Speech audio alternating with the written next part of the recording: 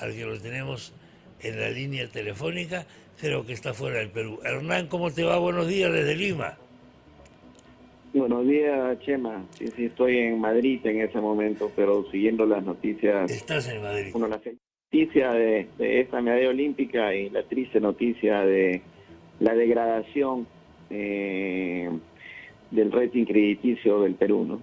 ¿Qué significa esta degradación, Hernán? A ver, significa que la percepción de los agentes económicos internacionales respecto del Perú se ha deteriorado. Y lo grave es que en los últimos 20, 25 años hay dos cosas que creo que fueron fundamentales en el Perú. Básicamente la reducción de la pobreza, es la creación de una clase media, porque en el Perú siempre tuvimos una clase en el medio, Sí. pero es a partir de la década de este siglo, la primera década de este siglo, que se empieza a formar una clase media en el Perú. Durante el gobierno de Alan García se redujo en 22 puntos la pobreza. Se creó la mitad de la clase media que existía antes de la pandemia. Y año a año, todos los presidentes, hasta llegar al señor Vizcarra, y creo que empezó con Kuczynski en realidad, fue la primera vez que retrocedimos, que aumentaron los pobres en el Perú después de 20 años. Lo que ha venido pasando en los últimos años es que eso se ha repetido, más aún con la pandemia, pero quiero dejar claramente establecido que ese proceso se agrava, se inicia con el señor Vizcarra antes de que se iniciara la pandemia. Ahora bien, lo que estamos enfrentando en este momento es un segundo efecto económico, que es que esa percepción se ha deteriorado.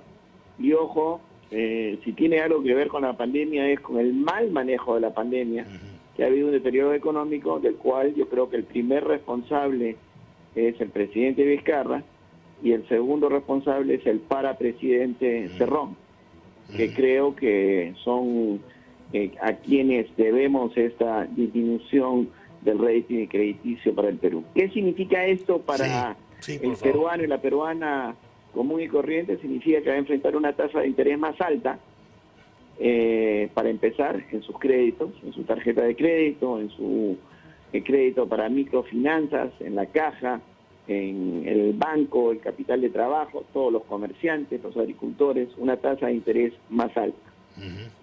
Segundo, también significa que va a venir menos inversión extranjera al Perú, porque hay menos confianza en el país, y si hay menos inversión extranjera, hay menos inversión en general en el Perú, también menos inversión nacional, y a menos que haya un repunte de las exportaciones, lo que va a haber es una salida tremenda de dinero.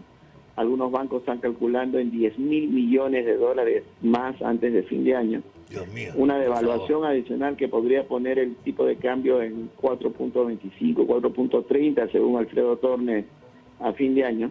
Y eso se traduce en un aumento del precio del pollo, un aumento del precio del pan, un aumento del precio de la gasolina y los pasajes.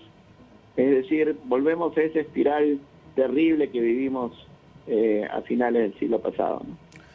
Entonces, esto es un retroceso, es el momento de mayor retroceso de los últimos 20 o 30 años del Perú, por lo menos. Así es la primera vez que tenemos, después de haber subido, mira, imagínate una escalera en la que el Perú ha ido subiendo como país en el mundo. La percepción del mundo y de los agentes financieros y económicos internacionales, de los inversionistas, fue mejorando siempre en este siglo, siempre. Es una escalera hacia arriba. Y ahora hemos empezado un descenso. Ojalá lo podamos detener, pero creo que en la ausencia de toma de decisiones, mire, hemos pasado de un gobierno del señor Vizcarra en el cual yo creo que estaba preso de la otra pandemia, de la decidofobia, del miedo a decidir, y en todo caso decidir erróneamente, como el caso de las vacunas y otros, a un gobierno que está vegetando, es decir, y toma algunas decisiones que dan las señales equivocadas al mundo y generan pues una desconfianza mayor. Ya no es ni siquiera no decidir, sino no decidir o decidir mal, ¿no? Creo que muchos de los anuncios que hacen son de manera irresponsable. El Perú estaba jugando en la Premier League y hemos bajado pues a la Liga Distrital, ni siquiera a la Copa Perú. Ni siquiera a la Copa nos afectamos Perú. todos.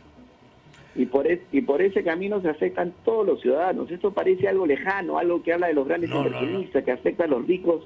No.